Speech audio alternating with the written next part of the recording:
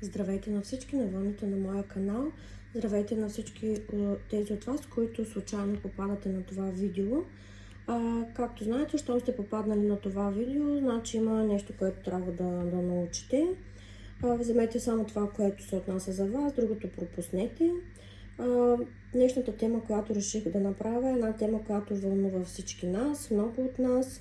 И това е темата обича ли ви? Обича ли ви човека, към който ви имате някакви чувства?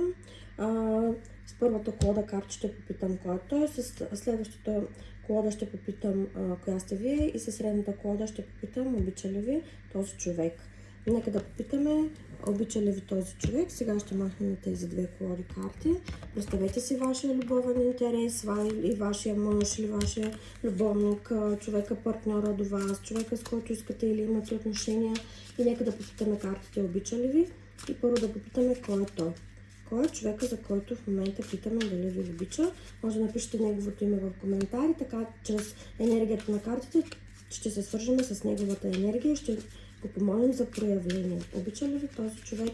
И нека първо да питаме кой е той. Той е паш на чашите. Това е един човек много чувствителен. Един човек, който изпитва нежни чувства. Човек харизматичен. Човек може да е артистичен. Човек на изкуството. Човек, който знае как да накара една жена да се почувства красива, да се почувства обичана. Нека още да видим.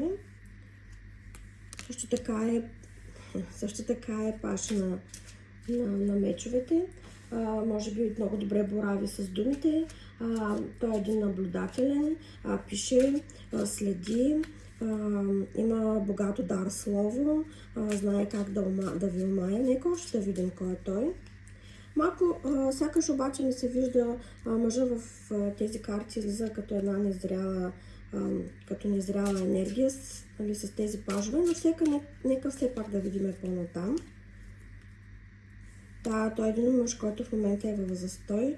Отдръпнал се от нещо. Защо се отдръпнал? От какво се отдръпнал? Нека да видим от какво така се е вглъбил в себе си. Отдръпнал се. И тук е имало някаква... може би вие сте в някакъв период на изчакване, в някаква пауза. Дали сте си почивка. Сякаш в тези отношения в момента са в някакъв период на пауза. Може би дори да не сте на физическо разстояние един от друг, може в момента нещата много да не вървят, комуникацията между вас да е трудна, всякакви такива варианти, които дават една пауза, едно разстояние между двама души, които се обичат, двама души, които имат отношения. Нека да видим още кой е той. Той е един човек, който на моменти се чувства самодостатъчен, човек, който се изолира сякаш, може би човек, който не обича да споделя за себе си, човек, който не знае как да изрази своите чувства. Той може да знае как да ухажва една жена, за да може да знае как да накара тази жена да се чувства обичана, да се чувства желана, но може би той самия не умее да изговори това, как той се чувства, затваря се някакси в себе си, става недостъпен за другите и се чувства някакси самодостатъчен. Нека още да видим кой е той.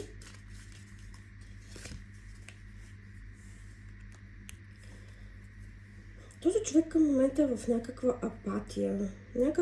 Взела го е някаква... все едно казва това, което има ми стига, това е достатъчно, все едно не иска да надгражда, някаква скука го е наблегнала. Все пак силата е в неговите ръце, той е един силен мъж, притежава силата да се изправи, да продължи напред, да се раздвижи, да излезе от тази ситуация и да покаже, че той е един силен мъж, който заслужава да бъде обичан, да бъде обгрижван, мъж, който заслужава вашето сърце. Нека сега да видим коя сте вие.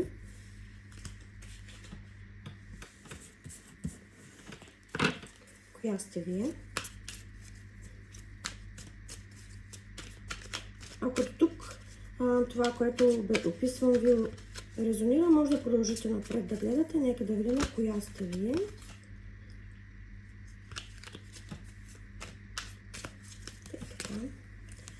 Да, вие също сте в ролята на провесения. Сякаш никой от вас двамата не иска да направи крачка към другия. Сякаш тук има една игра на его, една игра, кой ще излезе отгоре на другия, една игра, кой ще е победител в тази ситуация. Нека да видим още коя сте вие. Също ролята на началника. Картите ви се припокриват. Сякаш тук има много игра на инат. Вие също сте в една роля, която сте си самодостатъчни. Искам да ви кажа, че картите някак се припокриват. Сякаш един я усеща в каква енергия е другия. Той влиза автоматично в същата енергия. Енергиите на двамата много се припокриват. Сякаш никой не иска да отстъпи и никой не иска да признае вината, че е в него.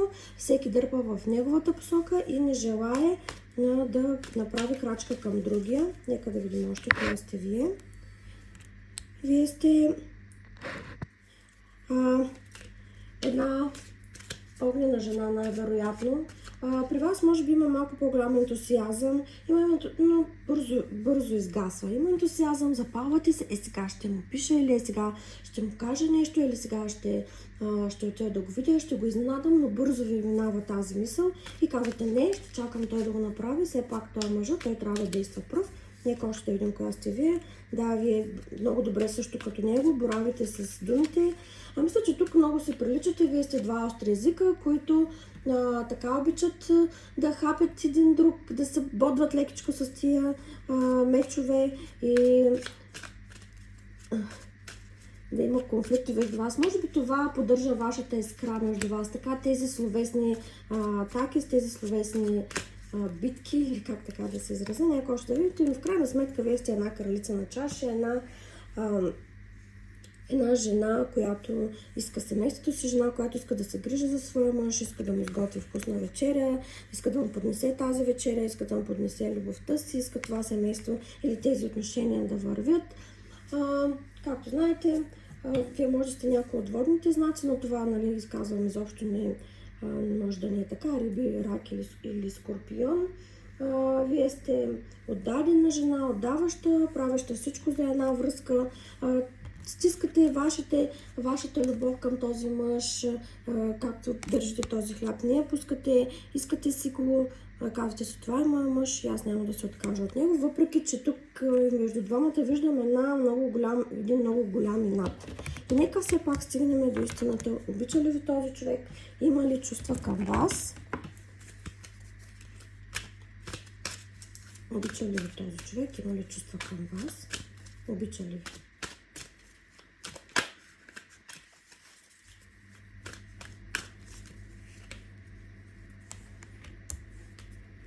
Да, той е един мъж, който повече мисли, отколкото действа.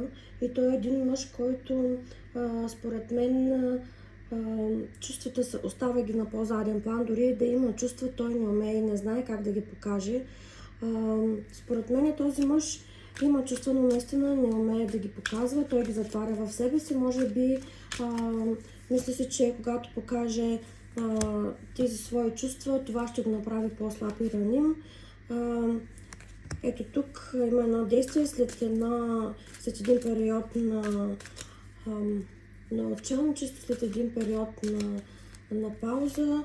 Той ще се раздвижи към вас, ще покаже доколкото той може. Може би не трябва да очаквате романтични жестове, защото той не ги умее тези неща, но знае как да обгрижва жената. Нали, не, може би не от типа мъже, който ще дойде да ви поднесе роза или ще ви сваля звезди или нещо такова, но все пак този мъж по някакъв друг начин, дали чрез грижа, дали чрез някакъв малък жест, дори малък жест, дали ще ви купи нещо за домакинството практично, но този мъж показва, че има към вас някакви отношения. Ето вие сте кралицата на жезлите, отново излизате като една огнена жена. Той знае, че вие сте неговата жена, той знае, че вие сте една страстна, независима жена. И нека пак да попитаме, обича ли ви, има ли чувства към вас този човек?